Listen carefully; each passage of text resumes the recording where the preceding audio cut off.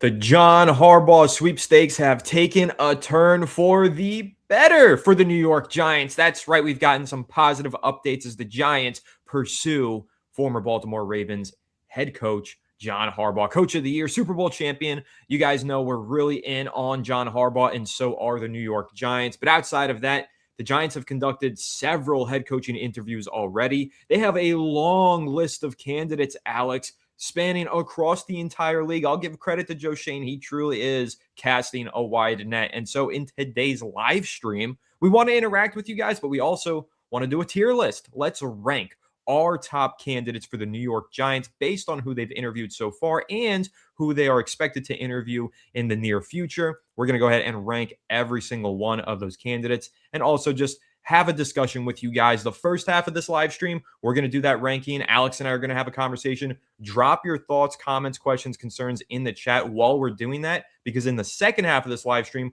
we're going to go through all of those questions and comments as a mailbag style and then dive into the chat and discuss with all of you. So, Alex, how are you doing today, my friend? How are you feeling? Are you excited entering the first weekend of the head coaching carousel and offseason? And obviously, there was a big update today regarding the Miami Dolphins and their potential interest in the New York Giants. So I'll let you kick us off with that topic right there before we dive into our tier list and rankings of these head coaches.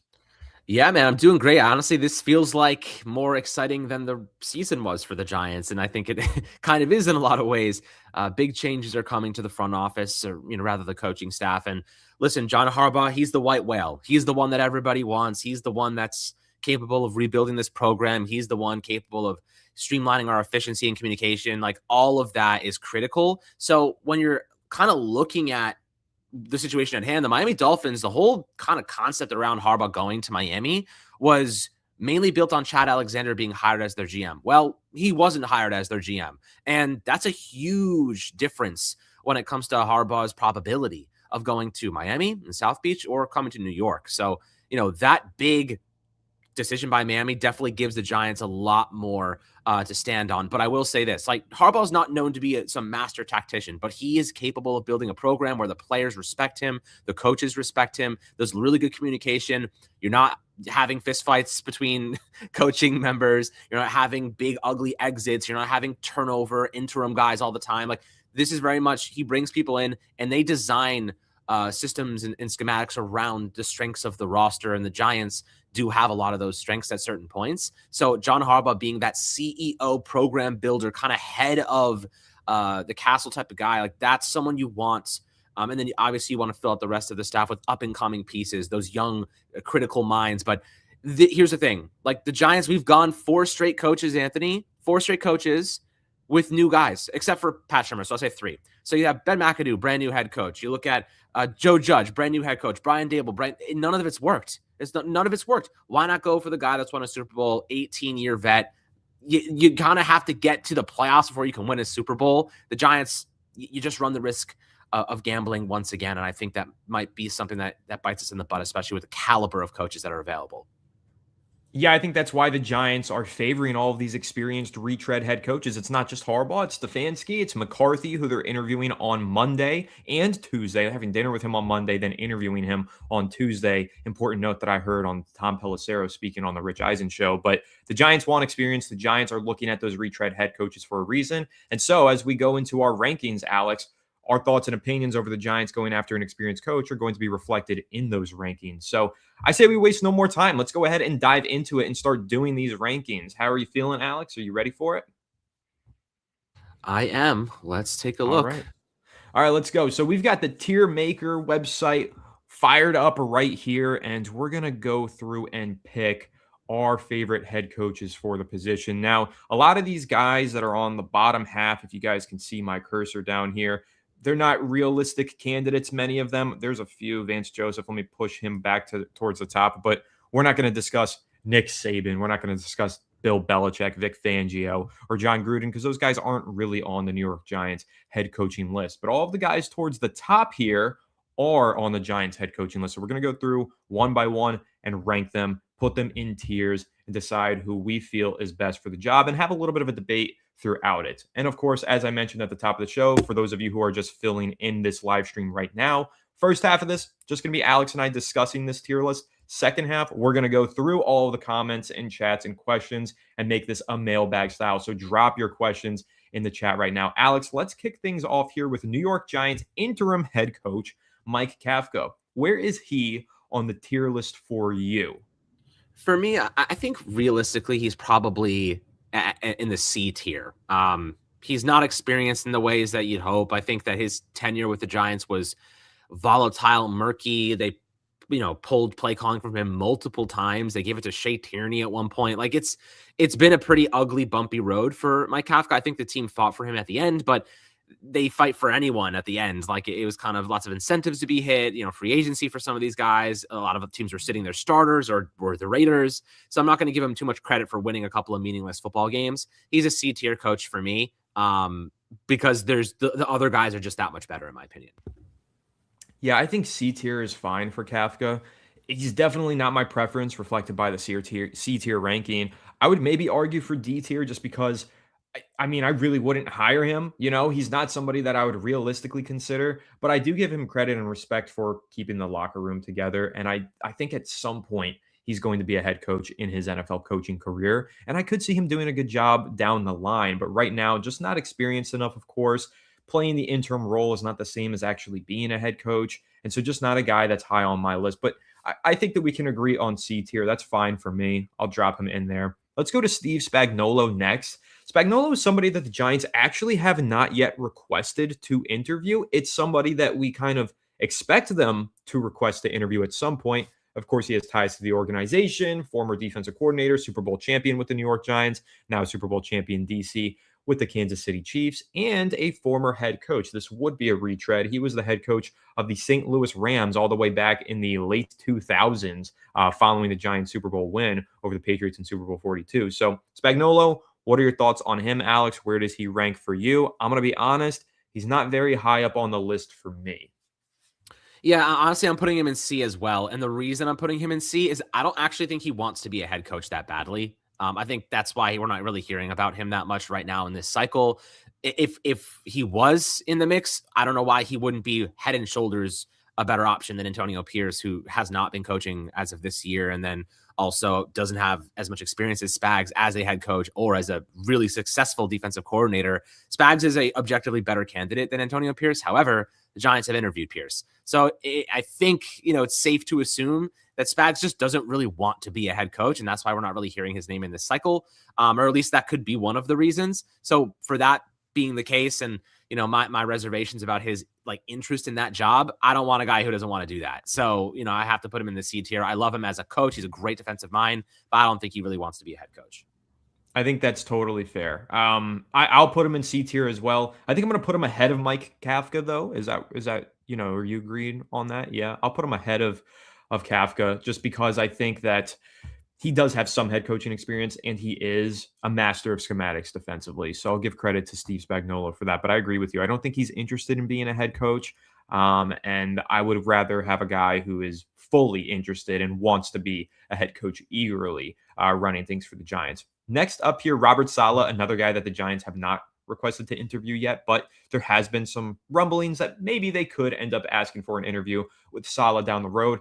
I'm not a big fan of Robert Saleh, Alex. I think you like him a little bit more than I do. I saw him coach in New York. I saw him fail in New York. I don't have a desire to see him coach in New York again. He has gotten some head coaching interview requests already, but I don't know if he's realistically the right fit for the Giants. Definitely a guy that I think also belongs personally in C tier. How do you feel about Robert Saleh? Yeah, he's like a C plus to me. I think he's similar to Spags, but the reason I give him C plus is simply because he actually wants to be a head coach. And I do think he has some decent leadership capabilities. My big qualm with Robert Saleh is that he simply does not know how to pick offensive coordinators. Like, he does not know how to pick a coordinator. He doesn't really know how to build an offense. He's a defensive coach first. And, I think that that's shown through. I know he was tight end, all that stuff, but there is, I just don't think that offense is his game. I think defense is where he really thrives. There's a lot of speculation, though, right now that the power couple here could be Robert Saleh with his offensive coordinator being Mike McDaniel, because Mike McDaniel, of course, came from the 49ers. Any interest in that? If that's the pairing, is that something that you could be excited about? I mean, I love Mike McDaniel as an OC. I mean, if you're the Giants and, McDaniel doesn't get hired as a head coach, like he should be at the very top of your list for OCs. And obviously, if it's Harbaugh, you might get Monken instead. And we talked about him in a recent episode. And, Monken has a lot of qualities I actually like. Like people don't know much about him or don't really, have the information, but he's a pretty damn good coach. I think the Ravens just had other issues in some capacities and injuries as well. But, when you talk about Mike McDaniel, that is the guy. You want an elite running game. You want to maximize Jackson Dart. You want to get some guys involved, really good schematics, opening up running lanes and stuff like that. Tyrone Tracy would have a really good time in that offense. I think that he's a really good coach, but the pairing of Saleh and McDaniel, it's a really interesting one. I prefer Harbaugh and McDaniel or Stefanski and McDaniel over Saleh as the head coach. And we've seen the Saleh situation before in New York, and he didn't really handle the smoke that well at times. Like, I don't think he's really built for a New York. He's more of like a smaller market team type of, maybe he's like I don't even know. You could even say like, you would have been like a good like Jaguars head coach, something like that, Titans. That's somebody the Titans should be looking. I think he would do well over in Tennessee. Yeah, smaller market, just Arizona, vitalize that organization in a certain way. Just kind of, he's a good locker room guy. I'll never, kind of diss him in that regard. I do think he's a great leader. I just don't think, and he's great defensively, schematically. I just don't think, again, he is built for New York. But who knows? Maybe he'll get another opportunity elsewhere. Let's move on to the next guy, though. This is going to be Clint Kubiak. I'm a big Kubiak guy. I'll let you discuss Kubiak and then I'll kind of build on top of it just because I am such a fan of him. But where is he on your list? He's got to be above C tier. If he's not above C tier, you and I are debating this pretty heavily. No, he's definitely a firm B for me just because he's inexperienced as a head coach, but B is a fair ground, I think, for him just because this is one of the best up-and-coming offensive minds in football. And as of late, offensive-minded coaches have been the ones that have performed the best comparably to defensive-minded ones. And Kubiak could be that next guy. He has, football in his blood. It runs through his veins. This is a really damn good coach. And what he's done with Sam Darnold this year and what he's done with JSN and, their system and their schematics at cutting edge. Like this is a coach that changes your offense overnight. He maximizes your talent. He builds concepts around your strengths. He builds around your quarterback. Like, this is the guy, like, he's a dream OC right now. Obviously, he is for the Seahawks, and they're Super Bowl contenders at the moment. But I'll tell you what, like, if the Giants, like, somehow ended up with Kubiak, I'd be like, I can't say I hate this because of how genius he is of an offensive mind. Of course, we want that kind of CEO leadership style that, Harbaugh brings and whatnot, but Clint Kubiak is going to be a head coach soon. He's going to be a head coach within the next 2 years, like for sure. And a team might be like the Jags that get like a Liam Cohen type of situation. Like Kubiak revitalizes an entire offense of the quarterback that's stalling or stagnating. He might be that guy for a team. So I really like him. I just don't think this cycle is the one he gets picked. I think somebody might pick him this cycle, honestly. I think he's such a brilliant offensive mind, and I think the teams are going to watch this playoff run that the Seahawks are about to go on, and I really think they're going to be impressive. I actually think they're going to make the Super Bowl. That Seahawks team is sick. A lot of that is their defense. Their defense is incredible. But Kubiak, man, when you look at his career, he's a quarterback whisperer. Anywhere he goes, that's where the quarterback does their best work. That's when the quarterback does their best work. When he was with the San Francisco 49ers in 2023, easily the best season of Brock Purdy's career. When he was coaching Kirk Cousins in Minnesota, easily the best seasons of Kirk Cousins' career. And now you're even seeing it with Sam Darnold. And I would actually argue last year, I know he was the OC of the Saints, wasn't a great year, terrible offense, no talent, but man, Spencer Rattler actually looked decent with Clint Kubiak calling the plays, and he was terrible this year. They had to move to Tyler Shuck early in the season because of how bad Spencer Rattler was. I actually think Kubiak did a good job of making Spencer Rattler look not awful, which is quite the accomplishment. So Clint Kubiak, to me,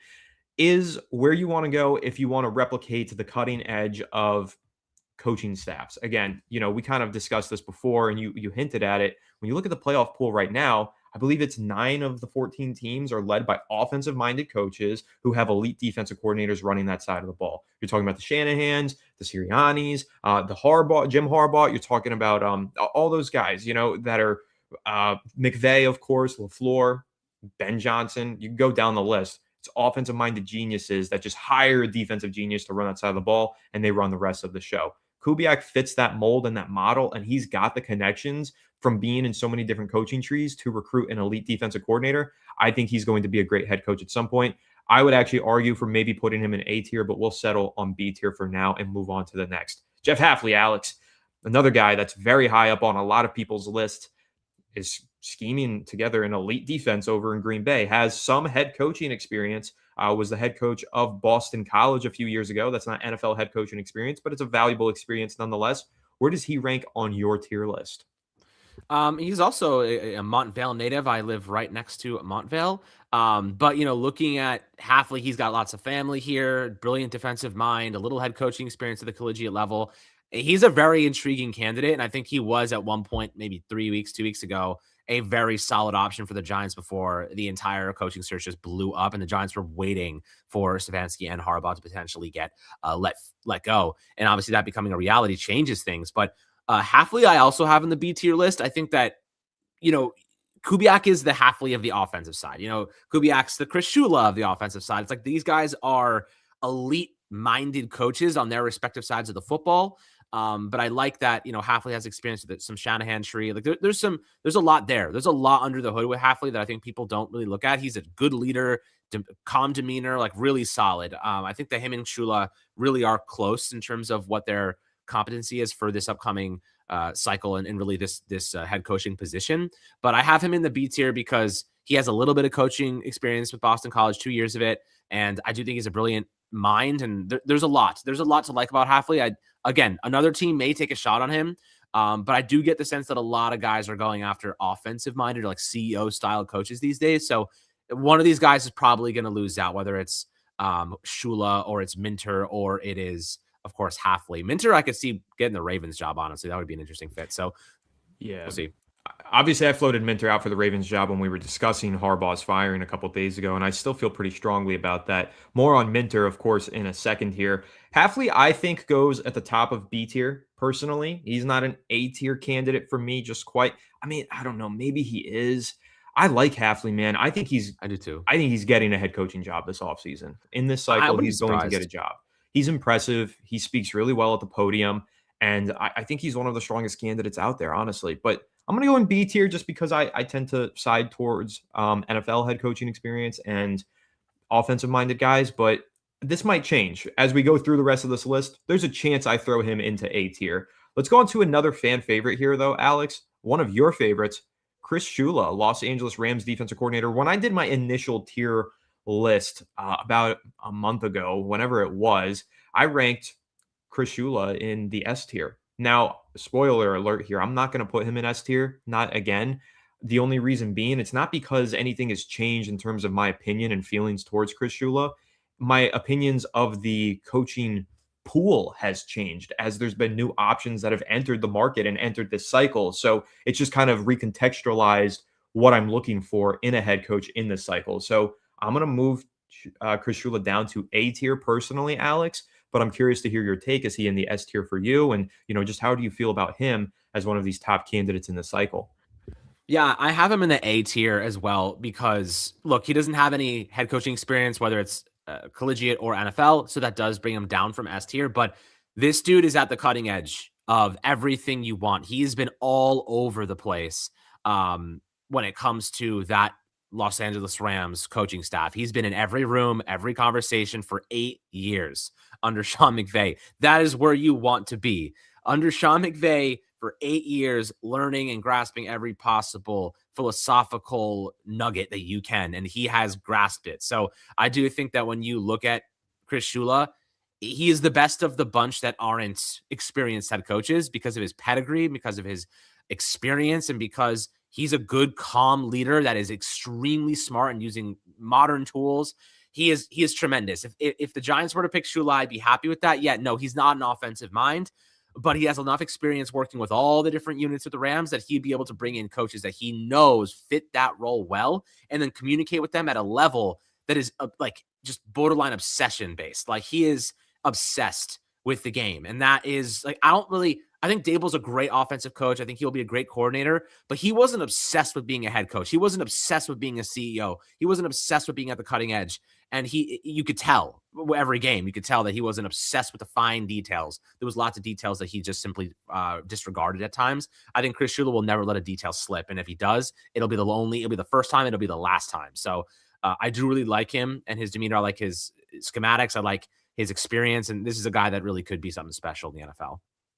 I agree. I think at some point he's going to become a head coach and he's going to be a very successful one. I just don't know if that opportunity is there for him right now. He might need a little bit more time, a little bit more experience, and have to go through a little bit more adversity. Maybe a loss in this year's playoffs would actually be beneficial to Chris Shula to kind of bounce back next season, although I do think the Rams are going to make a deep playoff run. But I love Chris Shula for all the reasons that you mentioned. I think he is the top protege of Sean McVay. If the Giants hired him, I would be thrilled, man. I would be elated by that hiring. I would have so much confidence in Shula, the same way that McVay has so much confidence in him. But I'm not going to put him in S tier anymore just because, again, the candidate pool has been recontextualized, and I'm looking for a guy who has a little bit more experience at this point in the search. But let's go ahead and move on, Alex. Everybody probably agrees with us. Chris Shula, high up on our list. We're putting him in A tier. I totally understand if somebody has him in S tier. Like I said, I used to have him in S tier, but the context has changed a little bit. Let's talk about the next guy on this list, Alex.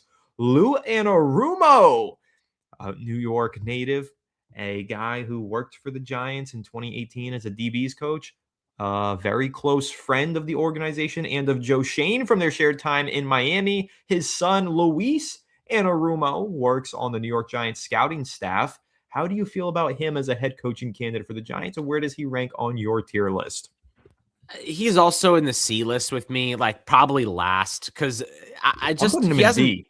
You could have been D, yeah. You could put him in D, honestly. D. Like, I want nothing to do with Lou Anarumo. I mean, listen, he's had some bouts of success. People, have raved about him as a leader, a galvanizer, but I don't want to go down the path of settling for a guy who schematically is compromised at times and has had some really bad seasons in the past. And like there's just not enough consistency for me to say this is the guy I want leading my team. You know what I mean? Like, this is not a consistent coach in a lot of respects. But if I had to choose, I would rather have Spags. I'd rather have obviously Shula. I'd rather have Hafley. I'd rather have multiple defensive-minded coaches before I even looked in the direction of Anarumo. If they were to hire him, which I do not think is going to be the case, it would be a huge settle case just for familiarity, and that would be really disappointing. So yeah, D tier for me, that's not even realistically an option at this point. Agreed. 100% agreed. Anarumo just does not stack up against these other candidates. He might be a no-nonsense, New York, no BS kind of guy in the locker room. I don't care. He's not a master of schematics, and he doesn't have head coaching experience, so he's really not selling me on anything other than the Giants like his personality and they're friends with him. That's not good enough for me. Let's move on, though, to the next guy on this list, Alex. Another top up-and-coming candidate, defensive coordinator for the Los Angeles Chargers, Jesse Minter. Where does he rank in the tier list for you? I'm a little bit undecided between two spots, so I'll kind of hear where you're coming from, and then we can decide together where to rank him. So you have, who's the guy up right now? Jesse Minter. I mean, I probably have him with Hafley at this point. Who's the guy next to him? And Kubiak, yeah. And I probably have him in B. I think he's really solid. Like, Jesse Minter obviously is one of those guys that, like, he is a good leader. Like, we know that to be true. He is a great defensive mind. He's working with Jim Harbaugh. Like, he is primed to be a head coach, probably of the Ravens. Anthony, as you pointed out, is a good fit. But yeah, he's a good option, man. He could even be in an A, to be like A-, like behind Shula. Like that I wouldn't be surprised me if that was where you put him. Yeah, that's what I'm stuck between is A and B tier for Jesse Minter. This is a guy who's been kind of mentored by both of the Harbaughs, worked under John Harbaugh on his staff in Baltimore, then has followed Jim to Michigan, then to Los Angeles. Los Angeles, he's their top minds, really, their top protege, both of the Harbaughs. So I think that's a huge selling point, a really attractive point here for Jesse Minter. So if we're talking about Shula as being in the A tier because he's the top protege for McVay, I actually would argue that you put Jesse Minter in the A tier for the exact same reason. So I'm going to go with Minter in A tier personally. I know that's kind of contrarian. I think a lot of people have Hafley above Minter. Not for me. I just really like Minter, and I think he is a good fit for Baltimore, like you mentioned. Let's go to the next guy, though. That's Mike McCarthy. Here is a polarizing figure if we've ever seen one. A lot of people will have him in S tier. A lot of people will have him in F tier. So where do you stand on Mike McCarthy? Mike McCarthy is a very interesting one. He is the type of guy that, like, before Harbaugh, before Stefanski became available, Mike McCarthy was that experienced option. He was the proven commodity. He's the guy that's won 12 games in several seasons over the last 5 years. Like, he is been to the big game. He's worked with amazing quarterbacks. He's had tremendous success maximizing quarterbacks. And this dude is probably one of the best guys when it comes to hiring coordinators that I've ever seen. All he does is hire good coordinators and they become head coaches. That's like literally what this dude does. So really, really, really, like if you get Mike McCarthy, I put him A as well, just because this is a guy who you're going to get some of the best minds on either side of the football. He has his problems with some clock management, this and that, but this is an experienced head coach. He's a program builder like Harbaugh. He will build your program, players like him. Like he has tremendous success with offenses and quarterbacks, and like your coordinators across the board are going to be A+. And like that is a huge selling point to me, but the same amount can also be said for some other guys. So that will be an interesting discussion. Agreed. He's top of A tier for me right now. I think Mike McCarthy is, again, like you said, 18 years of coaching experience. He's got an over 60% winning percentage in the regular season. He actually has a 50% win percentage in the playoffs, which a lot of people give him a negative for his playoffs. He's actually a much better playoff performer than people give him credit for. I like Mike McCarthy. I think that he did a tremendous job developing Dak Prescott. When you look back on the history of Aaron Rodgers' career, he rebuilt Aaron Rodgers' mechanics early on in his career and helped him play more free-flowing and be the quarterback that he became. So I love Mike McCarthy. I think that he is a really good coach and candidate for this job. I understand, again, that's a controversial opinion to some, but McCarthy brings stability, brings experience, brings in elite coordinators with him, builds a program, like you said, and does know how to coach a quarterback, which a lot of these other program builders actually don't know how to do. So Mike McCarthy at the top of A tier for me right now. Let's move on to our next candidate. That's going to be Antonio Pierce. Alex, I am not high on Antonio Pierce. I know a lot of people are. I get it. He's a Giants legend. He won a Super Bowl with the team. He's a former captain. I was not thrilled by his tenure with the Las Vegas Raiders, either as interim or as the head coach. And I don't think that he's got enough schematic experience. He's never been a defensive coordinator. That's something that people seem to forget. Antonio Pierce just not high up on the list for me. Where does he rank for you? So Antonio Pierce is like the poor man's John Harbaugh, right? Because like he's not a big schematic guy, but he's more of a CEO archetype, but he doesn't have the connections to get the coordinators that you want to elevate the rest of the team. You know what I mean? That's kind of his problem, is like Harbaugh's going to come in, build your program, put a really good system in place, be the CEO, and he's going to hire really good coordinators. You could even argue Stefanski would do the same thing, and Mike McCarthy. But Antonio Pierce is the lesser of those options simply because he won't get the coordinators right, most likely. There's a very good chance that he whiffs on the coordinators. And if that happens, that CEO archetype does not matter, because he's not going to be able to pick up the slack on offense or defense because of his lack of experience as a coordinator. So that's why he gets dropped on my list. I'd say he probably is in the D tier as well for me. Yeah, I would either say top of D tier or bottom of C tier, right behind Mike Kafka. Let's go top of D, just because I think I agree with you. I mean, listen, a great leader, but just not enough experience, and not a guy that I think is one of these top options for the Giants. Next up is Kevin Stefanski. Now, obviously, everybody who's been tuned into our most recent episodes knows I'm very high on Kevin Stefanski. I really like his offensive scheme. I like the way it fits with Jackson Dart. I think it makes a lot of sense for Dart. It comes from that Kubiak Shanahan style of offense. Stefanski has a two-time coach of the year. He had a lot of success early on in his tenure with the Cleveland Browns. But, and I'll give the devil's advocate take here, there are a lot of questions about his leadership, his ability to hold players accountable. He got a C, ranking 30th in the polling from the players in the NFLPA head coaching report cards. That's not very good. That's a big red flag. That kind of indicates that the Browns locker room did not like Kevin Stefanski. That's one of the reasons that he was let go. So that is definitely a red flag for me. But for me personally, Alex, I think a lot of that stems from poor front office leadership. They dealt him a terrible hand. They forced him to work with quarterbacks that he never wanted to work with. Stefanski, to me, smart mind, hires good coordinators, had an elite defense every year that he was there in Cleveland. He's in the A tier for me, but where does he stand for you? So I think I'd put him in the A tier too. A lot of people do not like Stefanski, and I get it, right? Like the players, he's had problems with some people, but like you said, he's been forced to use guys that he doesn't really want. What I will say about Stefanski is this: like he made the Browns relevant for a few seasons, and that is the most difficult thing to do in sports. Like that's like a general manager going to the Oakland Athletics and making them like relevant again. The Oakland Athletics, like that is what it is like for the Browns to actually have a competitive roster. And he was a two-time coach of the year.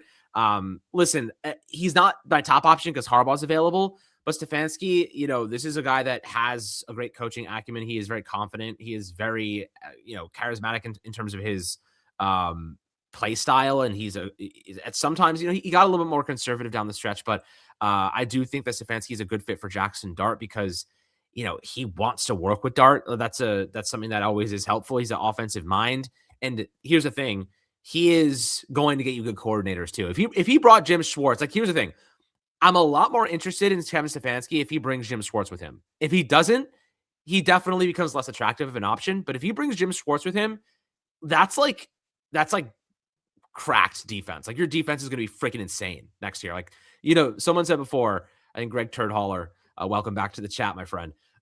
Just to kind of reference his thing, he said the Giants are more of a smash mouth, defensive minded organization. That is what Jim Schwartz is going to bring to this defense. He is going to be especially if they go out and draft a guy like Caleb Downs. I mean, that would be pretty exciting. So, Jason Garrett being a 2-time coach of the year. Yeah. Like I get that, but it's not, his systems stall. Like he doesn't innovate. Jason Garrett was horrific, but nonetheless, we'll keep the questions for after. And I think Stefanski is very much a qualified coach, and he's definitely one of the most experienced, and he's recently had a lot of success. So that is definitely attractive in some respects. Yeah, I think so too. I think he's a perfect change of scenery candidate. He's a guy that just needs a new home, and I think that he can rebuild a program and find a lot of success, especially with a young, promising quarterback like Jackson Dart. So for me personally, I'm putting Stefanski at the top of A tier. If you want to put him behind McCarthy, we can do that too. I think that's totally fine, but he's an A tier candidate for me. Moving on, though, we're just going to skip past Matt Burke for the sake of time. He's not a realistic candidate for the Giants. One guy, though, who I am going to move up here for us to discuss before we get on to these big heavy hitters in here that you guys can see lined up is Vance Joseph. The Giants did interview Vance Joseph. Vance Joseph is a former head coach, and it sounds like, according to some of the reporters, he does have some big advocates inside the Giants building. So how do you feel about Vance Joseph? Do you like Vance Joseph for the job? Is he a realistic option for you? Honestly, I think he'd be in that B or C tier. What he's done with that Broncos defense, elite work. That defense is ridiculous. I honestly think I'd probably put him at the top of C tier, kind of like a cut above Steve Spagnuolo. Yeah, I mean, look, he's doing great things with that Denver defense, has experience as a head coach. That's the blend the Giants, I believe, are looking for, experience plus recent success. Vance Joseph has those things. I mean, he's known to be a brilliant defensive mind, and the Giants love that too. So I do think that from a perspective of what the Giants need, he actually checks a lot of boxes. It's just more so there's just a couple of guys we didn't expect to be there to be much more qualified options. And now at this point, I think Vance Joseph is more of an afterthought than an actual headliner of this coaching search. But, he is an interesting one, and he does actually fit what the Giants are looking for quite well. Yeah, agreed. I like Vance Joseph. I just don't know if he stacks up with the top guys for this position. So I want to ask you this question, Alex. I know that we've discussed Mike McDaniel as an offensive coordinator option. He is the top OC on the market now. What about as a head coach? Any interest for you in McDaniel as a head coach? Retread if the Giants, swing and miss on Harbaugh. Is McDaniel somebody that you would be interested in, or do you think that he needs to be an OC again before he becomes an HC again? I'm going to be honest. Mike McDaniel's probably like the guy that people are sleeping on the most right now. I think that this is a very good coach, and I think that players absolutely love him. I think he's kind of crazy in a lot of ways, and the New York media would probably kill his spark, most likely, especially if they were going through a tough time. Like he tends to, when things are good, McCarthy's like, or rather McDaniel's like unstoppable, but when things are bad, he tends to kind of start to act weird, and that's kind of strange, and I don't think that would float well with the New York media. But nonetheless, this is a very good football coach. This is a brilliant offensive mind. I don't think the Dolphins wanted to fire him necessarily. I think they walked away from the exit, rather the season-ending interview, like, okay, we like him, but they wanted to go in a different direction. They had a new GM. They wanted the GM to be a part of the coaching process and hiring a new guy that fit well. But McDaniel as an OC, yeah, like I'd love that as a head coach. Probably not right now because I think he needs a little bit of time to like process what just happened and like change some of his techniques and tendencies. But he got stuck with Tua, and Tua, I'll tell you what, the relationship between McDaniel and Jackson Dart would be electric, would be unbelievable. Like it'd be awesome. Sure. But I do think that he is a better OC than a head coach at this moment. So that's where I would have him. If we could get him as our OC, I'd be really happy about that. S tier OC for me, B tier HC. That's where I'm going to throw him, is at the top of B tier. I actually do like Mike McDaniel. My only problem with Mike McDaniel is kind of what we mentioned earlier with who was it? Saleh. I think that he's somebody who just fits better in a smaller market. I just think the Giants media would kill Mike McDaniel and it would just spiral out of control. But nonetheless, I think he's a great candidate. So we're not going to rank Matt LaFleur, Alex, just because he's still not available. If he does become available, though, just quick blurb on him. Is he an S tier candidate for you? I see a lot of people say Matt LaFleur would be a home run. Do you think that Matt LaFleur would be like a rival to John Harbaugh in this equation? Or, how do you feel about him? I mean, he's a really good coach. Like, they've done a lot with a little at times. Jordan Love has been inconsistent at times, injured at times. Their defense is elite. He has great coordinator picks, most of the time. They have their issues. Sometimes he makes weird decisions in games, but this is a damn good football coach, and players love playing for him. Like, people love playing for Green Bay. You'll never hear a player say, "I don't want to be in Green Bay." Micah Parsons was so happy to go to Green. You know what I mean? Like, this is a guy that people want to play for. He is a leader. He is tough as nails. Like, he will make difficult decisions. He relies on modern tendencies. He's, good coaching, hires and stuff like that. Like, I think I'd put him in S tier just because of all those things. He checks all the boxes and he's currently having success. You know what I mean? Like, the Green Bay Packers are just lost Micah Parsons for the year to a torn ACL. Like, they're a really competitive football team. And at times they're just inconsistent. They just don't have that top receiver. They're missing that like WR1, I think. They have a lot of like B, C tier receivers, but they don't have like that number one guy that I think like Kubiak has. So that's kind of where I think they kind of they miss a little bit. Like, Jordan Love definitely could use one of those like superstar receivers.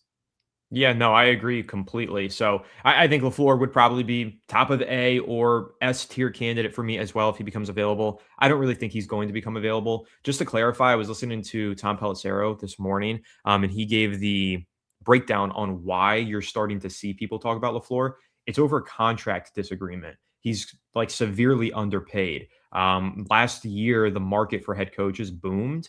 Right now, Pelissero was saying LaFleur should be getting $15 million a year. He is well below $15 million a year. And so he needs to renegotiate that deal with Green Bay in order to stay there long term. And if not, since he's in the final year of his deal, he might just play it out and then leave next offseason or request a trade this offseason if they don't give him the pay raise that he wants. But it's going to be contingent on, of course, this weekend's game. So that's just the context behind LaFleur. Keep an eye on him. I don't think he's going to become available. I think the Packers are just going to pay him. But if they don't, he would be an option for the Giants. We're not going to rank him nonetheless. So last two guys to rank here. Actually, three. Let me just say this. Matt Nagy is going into F for me. I don't even think we need to discuss that. If the Giants hire Matt Nagy, I'm actually going to probably be hanging off a tree for that. I just can't. There's no way Matt Nagy is the right guy for the New York Giants. I can't believe the Tennessee Titans are even interviewing this guy. I can't believe he's getting head coaching looks. What a disaster he was with the Chicago Bears years ago. Don't hire this guy. And then Cliff Kingsbury, just to speed run this. I'm putting him at the top of C tier. He's a guy that I think is a good coach, good coordinator, never lasts. He is constantly bouncing around job to job. I can't trust that guy to be the head coach of my franchise. And then let's round this out with the obvious S tier candidate, Alex, John Harbaugh.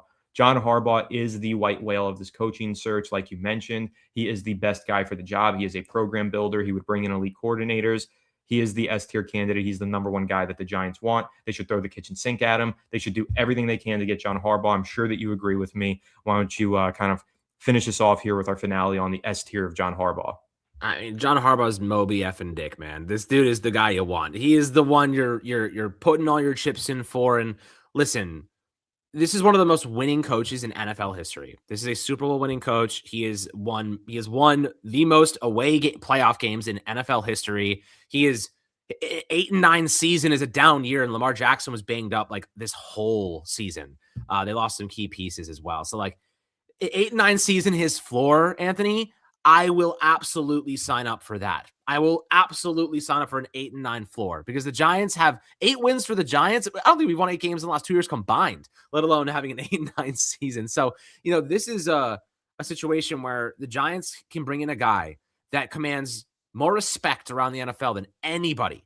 Joe Schoen. If you want to bury Joe Schoen, John Harbaugh's the guy you hire because it will make Joe Schoen a yes man. It will make him a mouthpiece. It will make him a background player in this instance. And like, if they're going to keep Joe, I would like for him to be as little as possible influencing the team's decisions. Harbaugh will be the decision maker. Harbaugh will force him to bend the knee. And I think that when it comes to prospects, when it comes to free agency, when it comes to personnel, when it comes to culture, he will help the Giants make the right decisions. The Giants have made catastrophic cultural mistakes over the last 3 years, letting critical pieces go. I mean, Julian Love, Leonard Williams, Xavier McKinney, Saquon Barkley, we shredded our entire leadership hierarchy just to replace them with free agent mercenaries. Like Joe Schoen said, I've made mistakes. Those are the biggest ones. Not to say that they shouldn't have let some of those guys go, but they replaced them with guys that aren't leaders. And you can't replace a critical foundational cornerstone leadership piece on a team with Paulson Adebo. It doesn't work that way. Or, Javon Holland, you can't do that. So I think that John Harbaugh understands leadership to a degree, and I think he will fight to keep some of the guys that are most critical for this club. And honestly, they need a freaking man in the house, man. They need a freaking man to lead the house. John Harbaugh, Joe Schoen at times, I think, does act more like he doesn't know what he's doing and he's kind of just taking chances. And John Harbaugh is conviction in his decisions. I think that does make a difference, but we're not glazing Harbaugh to say we are We'll get into the chat in a second. We're going to get to that. So let me give my take on Harbaugh. I love Harbaugh. I think that he is the top candidate, and we're going to continue to discuss why that is. We'll go over the red flags in a second here when we go through the chat and the questions, but I'm with you, Alex. He's the number one head coaching candidate. He's a future Hall of Famer. He's going to get a change of scenery. That seems to be all he wants and all he needs. That seems to be what Baltimore wanted, was just a new direction. This is very reminiscent of when Andy Reid was fired by the Philadelphia Eagles. That's the truth of it. And so if he goes to a new organization, you can imagine he's going to bring in the best of the best coaching staff, and he's going to rebuild the Giants culture. And actually something that's very interesting, I listened to Patty Traina's podcast. She just interviewed Ian O'Connor, and here's a preview for those of you who are listening to us live here. Ian O'Connor of The Athletic is going to be joining us on the show this weekend. So stay tuned for that interview on an insider who has direct access information to the John Harbaugh search. Stay tuned for that. But Ian O'Connor said something interesting to Patty Traina, Alex. He mentioned how if the Giants hire Harbaugh, they could become a coach-ran organization rather than a GM-ran organization for the first time since Tom Coughlin. And that seems to be what they're missing the most. And I really liked that take. I can't wait to ask him more about that when I speak to him in our upcoming interview. But that's going to round out the tier list, guys. Those are our rankings. Drop yours below. Send them to us on Twitter, and we will drop our thoughts and engage with you over there as well. We're going to go ahead and go through the chat before we cap off this live stream and answer your questions, because a lot of you did drop some good questions and some comments. So we'll start off all the way at the beginning. We got a big one in all caps. Not Stefanski. I don't know, guys. I really do like Stefanski. He's one of my favorite candidates. Yeah, I mean, listen, he's just experienced. He has recent success. His defense every year is elite. He has just not had a quarterback worth a damn. I mean, Baker Mayfield, obviously, people are like, oh, like Baker Mayfield, like he couldn't maximize him. Baker Mayfield is a product of ups and downs and twists and turns in his career. He needed to go through hell to get to where he is today. It's also not true. Baker Mayfield was good under Stefanski. Yeah, he had fun. And then they told Stefanski, we're getting rid of Baker Mayfield, even though Stefanski said, I don't want to get rid of Baker Mayfield. That was not Stefanski's fault. So I don't even think that's fair to kind of hold over him. Dell says Harbaugh, Stefanski, and Morris. We didn't discuss Raheem Morris in our tier list, but he'd probably be in the B tier for me, Alex. 4-game losing streak to close out the season in Atlanta, then gets fired. Just wild, undeserved firing, in my opinion. I think the Falcons should have kept building with Raheem Morris. And you know what? I think he might get a head coaching job elsewhere. If not, top DC on the market. Giants at least try and pursue him in that role. So, well, you want to know what the Falcons' worst mistake was? Drafting Michael Penix. And I mean, I called it at the time. Like, Michael Penix is a fine, average quarterback on a good day, but he's so inconsistent. He can't run. And the second he tries, he explodes. You know what I mean? You can't risk it with guys like that. You know, you can't risk it with guys with that type of injury history at the quarterback position, and they're not mobile. So, and he's a lefty quarterback, which changes everything for you. So it's like, you know, I just don't know why they put so much conviction in Michael Penix. Was it the 7th overall pick they spent on him? Ridiculous resource allocation. They went all in. Raheem Morris should have been fired for supporting that decision alone. Like, I think he's a fine coach, but they whiffed hard at quarterback, and unfortunately, that is a death sentence in today's NFL. And unfortunately, the Giants didn't figure that out until much later. Yeah, or it's somehow whiffing on the quarterback is a life extension if you're, right. You know, the GM of the New York Giants. But whatever. Here we are a couple of years later. If Joe Schoen hires John Harbaugh, you know what? F it. I'll forgive him for all of his transgressions. This is an interesting take. Keep Kafka. I think you and I agree that we don't want to go in that direction. But he says that they're developing a chemistry, doesn't want John Harbaugh. It's a pretty interesting take. It's definitely different from everything else we've seen. Do you think that there is an argument maybe within the Giants locker room for keeping Mike Kafka? I think Kafka, I would be fine keeping as an OC potentially, Yeah, given I those other wouldn't even hand. be. Yeah, well, I'm There's such saying, better options. well, let me finish, good sir. What I was going to say was Mike Kafka, I would consider keeping as an OC if all the other options were not higher, were to go Yeah, but I'm just elsewhere. saying He's, I yeah, wouldn't even be he's, fine with it. Like I would be upset, genuinely yeah, I upset mean, if there's they better kept him. options out there. The Giants can easily afford, and if they get Harbaugh or any of these top tier coaches, will easily be able to convince better OC to come here. So, like, I Yeah. do think that Mike Kafka is definitely gone as a head coach. Maybe we'll see him in 3 years at a different organization. But honestly, I think the Chiefs should fire Matt Nagy and hire him to be their OC. That's what I think they should do. Not a Bring bad him back. idea. I actually just want this whole staff gone though. Like I'm being completely honest with you guys. I Yeah, even think fresh feet would be sad. Charlie Bolin flashed some things as the DC down the stretch as the interim. I don't care. I just want a new staff. Like I just want a whole new locker room in there. So that's just me personally. But you know what? If you're a fan of Kafka, that's your prerogative. But it's just not my guy. All right, let's see. What about this from Scott here saying he's afraid that the Giants will wait too long playing around waiting for Harbaugh to make a decision and lose out on good coordinators and head coach Stefanski. So I'm actually going to counter this and say the Giants were very proactive and smart. They started their pursuit of John Harbaugh well before he even got fired, A, and B, they've already satisfied the Rooney Rule. So as soon as they interview John Harbaugh, they can make him sign the dotted line if they want to. They've pretty much completed all of the most important interviews. They were interviewing Mike McCarthy Monday and Tuesday. I think, Alex, my prediction here, Giants interview Harbaugh on Wednesday. They hire him on Thursday. I think that's how it's going to go. I think Harbaugh's going to interview with the Dolphins, the Falcons, and maybe a couple other teams prior to that. And hey, you know what? It's possible that Harbaugh wants to wait it out, see if Green Bay becomes available, see if Buffalo becomes available. That is a possibility. I don't think it's the strongest possibility. I think the Giants are going to get this deal done. They are so intent on hiring Harbaugh. I'm actually not worried about waiting too long because they've already satisfied everything and they've put all their ducks in a row to hire him as quickly as he says yes. Yeah, I mean, if you recall in past transitions, the Giants ended up waiting a long time to actually pick their head coach. A lot of times they were one of the last teams to actually make their decision because they weren't the most attractive destination at times with the quarterback, the lack of cap space. Like they had problems, but I do think now they have the ability to be the first team to make that decision if they want to be.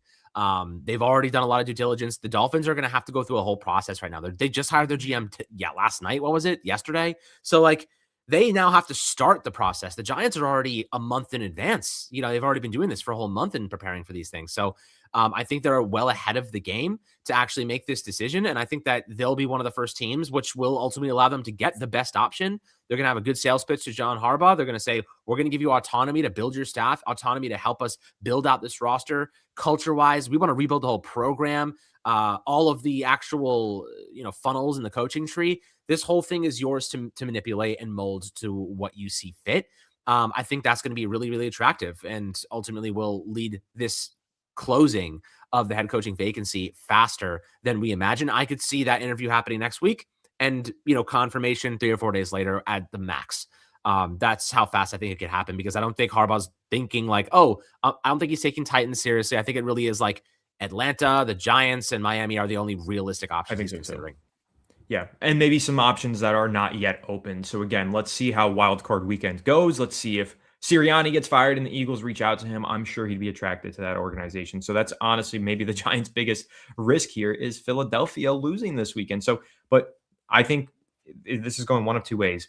Either this time next week, we are talking about John Harbaugh as the next head coach of the Giants, or we are effectively starting the search over because he's going somewhere else. But I think that's number one priority for them. So let's keep going through. Quick question from NATO that I'm going to answer. NATO, longtime viewer of the channel. Appreciate you joining us today. Saying now that the season is over, when are you going to start looking at draft prospects? After the head coaching search. And honestly, it might be a little bit later than that because after the head coaching search, then we got to talk about the free agency search and who the Giants are going to sign. But next month, there is the NFL Scouting Combine. There is the Senior Bowl. So we'll start to touch on some of those draft prospects in February. But for now, early January, we're fully committed to giving you guys every piece of info that we can on the head coaching search for now. So Kelvin saying, finally caught a live stream. Appreciate you joining us. Happy that you made it. Dart Neighbors and Scat 2016 season. Absolutely. Let's go. And I know that you kind of referenced this question, Alex, from Greg. I'll give you a chance to kind of build on it if you really want to and answer it fully. He's mentioning how offensive-minded coaches work with offensive-minded franchises, but the Giants are defensive-minded and smash mouth. Me personally, I think if you just keep looking into the past and replicating the past, you're never innovating. So I think that the Giants don't necessarily need to be a defensive-minded organization. I think that they can be offensive-minded. They just haven't made the right hirings and moves to support that. But I guess I'll ask for your take on it too. Yeah, I mean, look, the Giants we know wants to build their identity through the trenches, and that's exactly why Joe Schoen went out and built, almost allocated more resources than necessary to the unit. We barely saw Kayvon Thibodeau this year after week 4 or 5. Like, he was injured the whole season, basically. I do think he will be one of the most attractive trade candidates, and honestly, I do think the Giants may consider trading Tibbs for maybe it's a second round pick. I don't even know what they'll get from him, but listen, if you could trade Tibbs, because Carter is your starter alongside Brian Burns. Like, that is for sure. You don't need Thibodeau right now. He is your rotational piece. You could take that second round pick and allocate it, 1 year, because you're not going to pay Tibbs most likely either.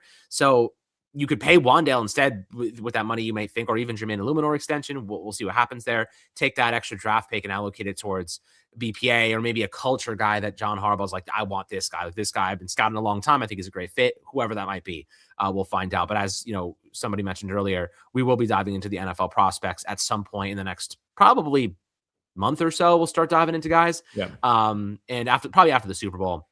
But with that being said, I don't know if we'll get a second for Kayvon. I'm just kind of throwing out something like there. We could get mid-round pick. I'm not sure. We'll see what happens with that. But interesting nonetheless. And just to round out this, Greg's kind of point here is that the Giants do want to build that defensive line. They do want to have a strong defensive identity. Shane Bowen is not the person to build that. That's for sure. So whoever the defensive coordinator is, I'm excited to see who that ends up being, whether it's John Harbaugh's decision or somebody else's. But they need a coach that's going to be aggressive, fast, and attack. They want a guy that creates turnovers. I think it's going to be a top priority for the Giants. After they hire the head coach, they're immediately going to search for the best defensive coordinator possible. Unless they hire, of course, a defensive guy, then they'll probably look for the best OC. But I think one of the reasons that they're having guys like Vance Joseph and guys like Raheem Morris in, some of these other defensive-minded coaches that they're going to interview, Hafley's going to be one of them. They're trying to get intel on who the next coordinator could be as well, which I think is really important. So let's keep going through, see if there's any questions. Zach, just in case you missed the beginning of this live stream, the positive update on John Harbaugh. The Miami Dolphins did not hire John Harbaugh's friend Chad Alexander. They went in a different direction at general manager. So it does seem as though John Harbaugh is not immediately connected and tied to that Dolphins job. Kind of puts the Giants and the Dolphins back on even standing. And I think that's very important for this race now that the Giants don't have that kind of competition to face here. So that's the positive update. But you also dropped a very nice comment saying we're amazing.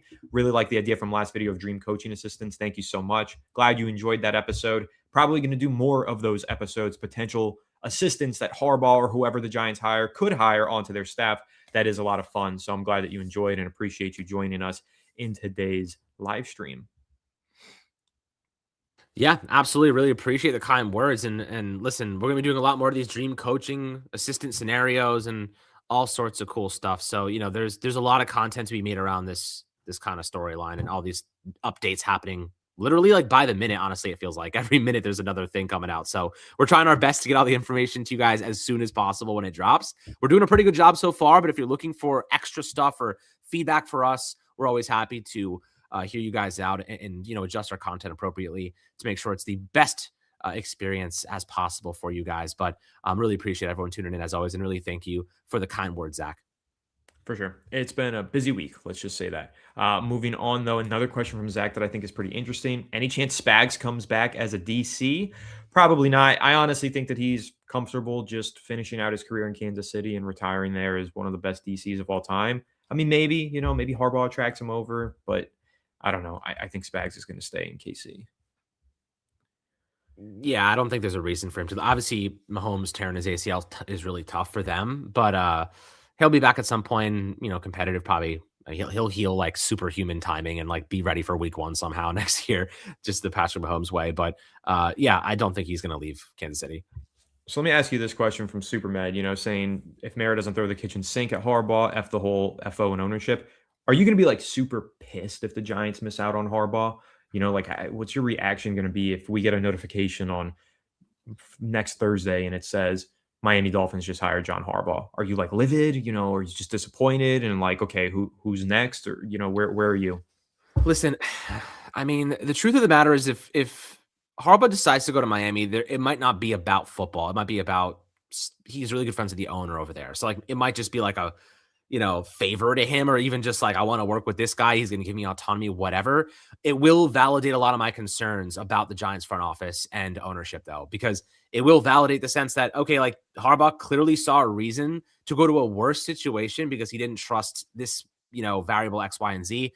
And maybe didn't feel like he was going to get the same autonomy that the Miami Dolphins would have given him. So we'll see. We'll see. I think the Giants by far have the better situation to build around. It might just come down to Joe Schoen and ownership that could turn John Harbaugh off. And if that does happen, yeah, I'll be pissed. I'm going to blame them directly for it. So, definitely don't want to see that happen. Yeah, totally agreed. I'll be pissed. And I honestly think that if the Giants were turned away by John Harbaugh due to their front office and ownership leadership, I think that would be what would cause change. Like we've talked a lot about, Giants got to get rid of the Nepo babies, got to change the organizational structure, got to reevaluate Joe Schoen. If Harbaugh tells them, yeah, I'm not joining you guys, I'm joining Miami because of these reasons, it might be what finally prompts change inside the New York Giants organization. So it could end up being a blessing in disguise down the road anyway. But no, I'll be pissed too. So we did get a super chat here from Sam, another long time supporter of the channel. Really appreciate you joining us, Sam. Saying, was impressed with Alex's analysis of the Finns head coach, which included their cap situation. Can FSG include this in an analysis of us against other teams during our search?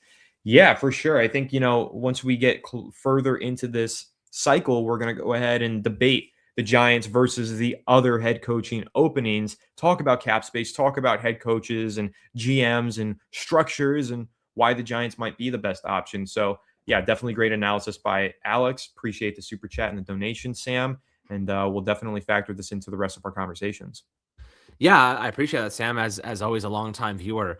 Much love and thank you for the donation. Listen, that's my thing. I love the cap space. I love talking about it, breaking it down. Kind of giving context behind situations. And the Dolphins, Spot Rack has them at -8 million, and Over the Cap has them at -23, 24 million. And the reason for that is because Spot Rack is factoring in Tyreek Hill's contract and them cutting him, and that saved dead money, I think, is where that money's coming from. But there's still -$8 million below the surface, and the Giants are 17 above it.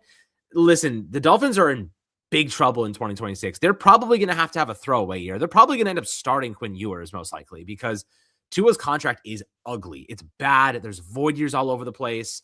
There is money tied up in really bad places. They just sold a couple of pieces on their defense. Like, that team is not ready to compete. In fact, I think Mike McDaniel got better results than you might ask from a team that literally was bleeding talent. Like, really, that's not the right way to put it, was lacking talent across the board. So if I was to kind of look at the situation at hand from a cap space perspective, the Giants are healthier. They have a rookie quarterback who is a rookie contract at the quarterback position, and a player who has that much potential, that much upside. Yeah, Miami could draft a quarterback, but they're not going to be anywhere as probably ready to win now as Dart will be next season.